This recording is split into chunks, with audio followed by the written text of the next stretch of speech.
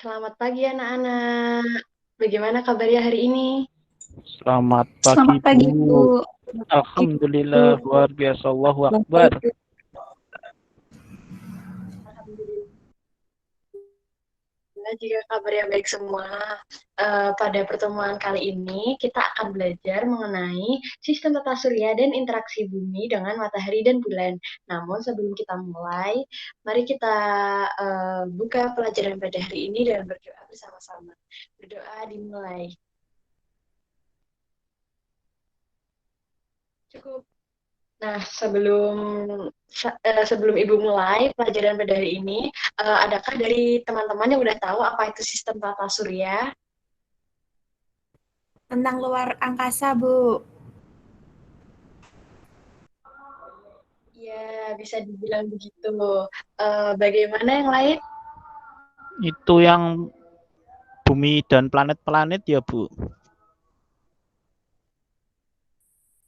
Ya, benar sekali. Jadi udah pada tahu ya tentang sistem tata surya itu seperti apa, mungkin secara garis besarnya.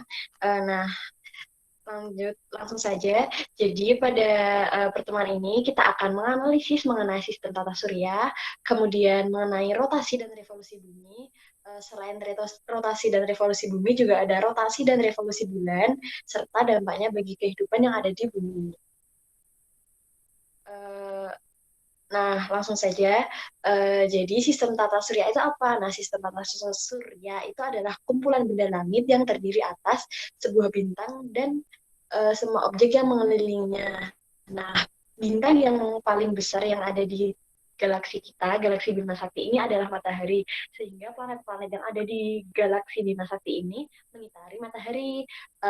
Pada tahun 1543, Kopernikus mengemukakan bahwa model tata surya ini disebut dengan model heliosentris yang menjelaskan bahwa matahari merupakan benda padat eh, benda pada pusat alam semesta dan planet-planet termasuk bumi. Sehingga seperti yang Ibu sebutkan tadi, benda-benda yang ada di galaksi Bima Sakti itu mengitari matahari.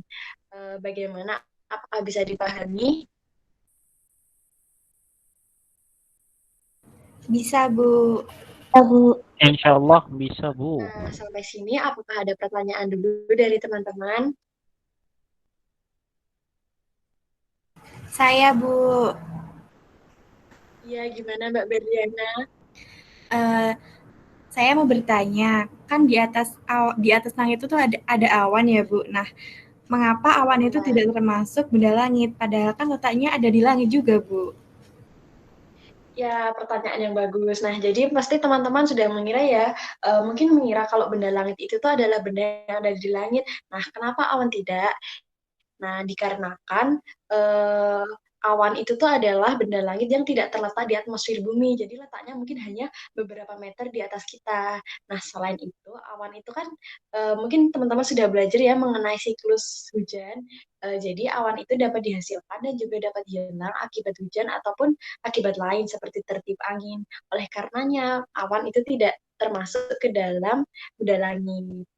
Apakah bisa dipahami, Mbak Berliana? Sudah, Bu. Sekarang saya jadi tahu.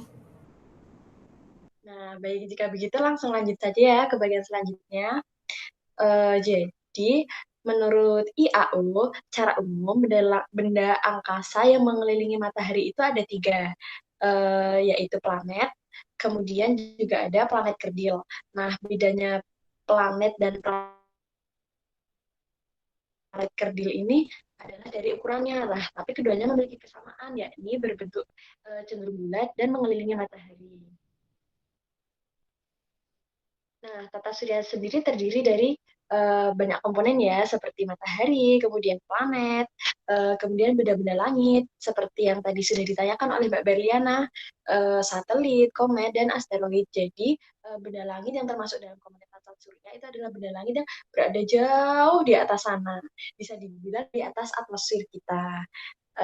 Tata surya ini terletak di galaksi Bima Sakti atau biasa juga disebut dengan Milky Way. Hmm, Nah, planet yang ada di galaksi Bima Sakti yang mengelilingi matahari sendiri ada 9. Mungkin ada yang mau menyebutkan urutannya.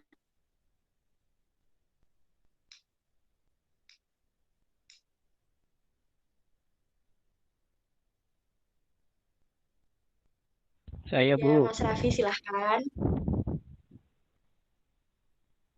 Ya, pertama itu dari matahari dulu, terus Merkurius, Venus, Bumi, Mars, Jupiter, Saturnus, Uranus, dan Neptunus, Bu. Ya, betul sekali. Nah, jadi yang disebutkan oleh Mas Raffi tadi itu adalah urutan planet berdasarkan jaraknya dengan matahari. Nah, seperti Merkurius, kan tadi disebutkan oleh Mas Raffi kalau Merkurius itu adalah pertama. Itu artinya Merkurius itu berada paling dekat dengan matahari, disusul oleh Venus, kemudian dan seterusnya hingga ke Neptunus. Nah, hanya saja di sini kan disebutkan kalau Pluto. Jadi ada planet Pluto yang dulu itu sempat menjadi bagian dari tata surya. Namun saat bagian dari planet, nah namun kemudian beberapa tahun lalu Pluto sudah tidak dimasukkan ke dalam planet. Nah, begini gambarannya. Bisa diamati dengan jelas ya. Bisa, Bu. Bisa, Bu. Nah, sebelum Ibu lanjut, apakah ada yang ingin bertanya?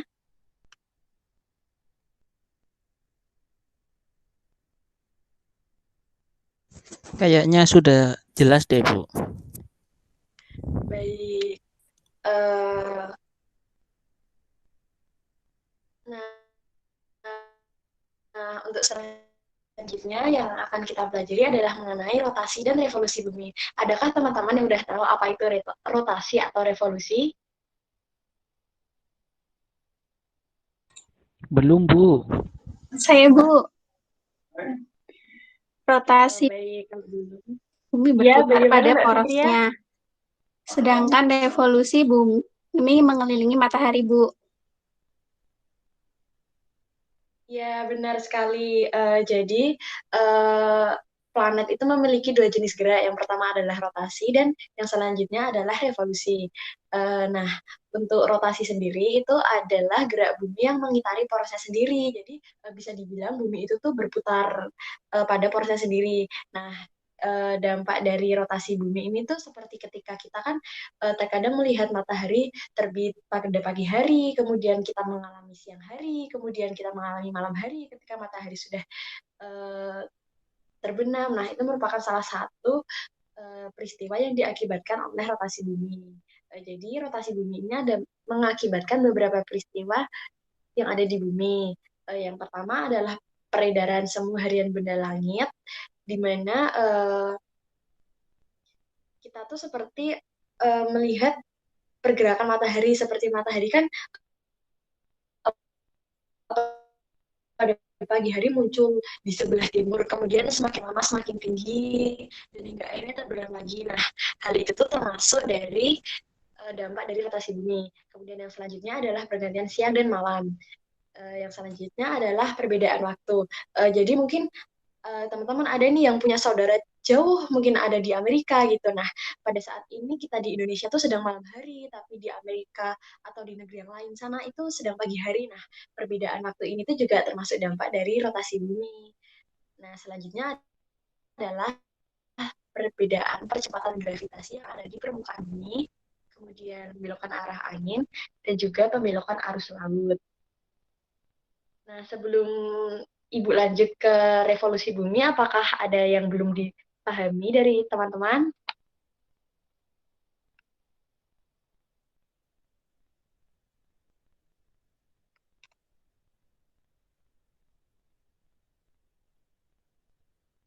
Jika tidak ada, bisa Ibu lanjut ya. Baik, Bu. Nah, selanjutnya adalah revolusi bumi. Adakah yang tahu apa itu revolusi bumi?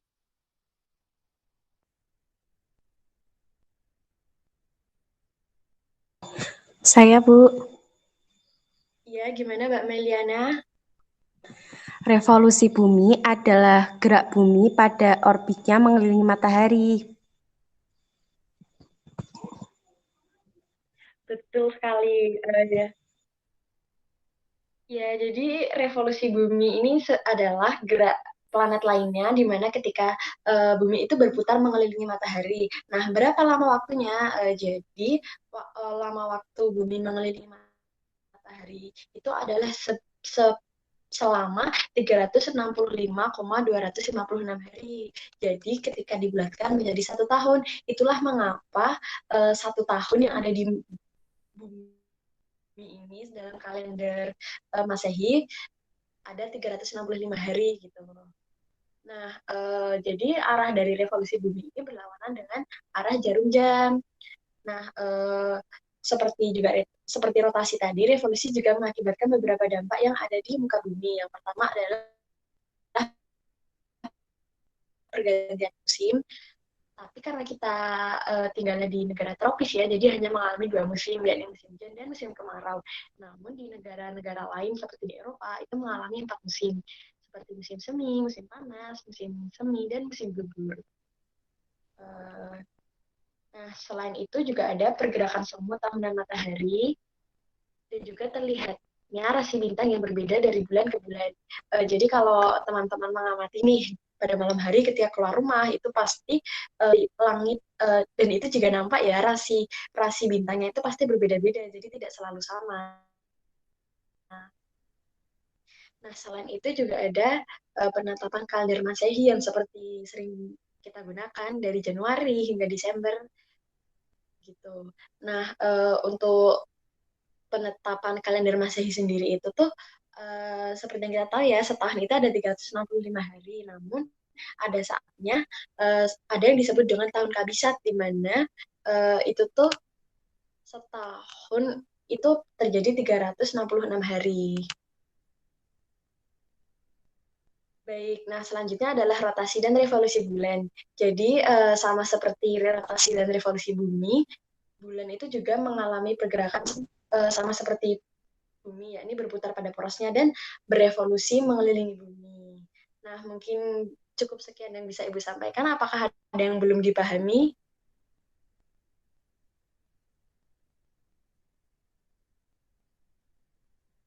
Sudah, Bu. Baik, mungkin karena Ibu mau ada rapat nih, mohon maaf tidak bisa sampai selesai. Jadi setelah ini Ibu akan bagikan PowerPoint-nya ke teman-teman, kemudian nanti dipelajari ya. Selanjutnya nanti akan Ibu kasih beberapa referensi mengenai yang bisa kalian pelajari mengenai sistem tata surya. Nah, selanjutnya mungkin minggu depan dipersiapkan ya, kita akan mengerjakan kuis. Oke Bu, siap. Bu. Baik, Bu. Insya Allah. Jadi kalau begitu, jika tidak ada, apakah ada yang ingin, sebelum Ibu tutup, apakah ada yang ingin ditanyakan dahulu?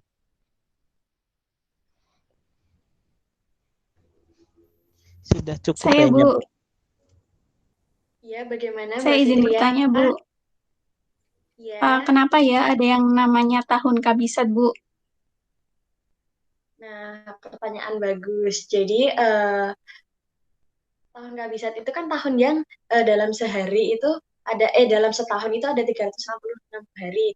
Nah, seperti yang tadi sudah Ibu jelaskan, jadi kan revolusi bumi itu tuh ada 365,25 hari. Tapi digenapkan menjadi 365 hari, sehingga selama 4 tahun sekali sisa 0,25 yang disebutkan itu berkumpul gitu istilahnya. Jadi ketika tahun genap, mungkin seperti tahun 2020, 2024 itu disebut dengan tahun kabisat. Apakah sudah menjawab? Alhamdulillah sudah. Terima kasih, Bu. Baik, langsung Ibu tutup ya. Terima kasih. Wassalamualaikum warahmatullahi wabarakatuh. Waalaikumsalam warahmatullahi wabarakatuh. Waalaikumsalam warahmatullahi wabarakatuh.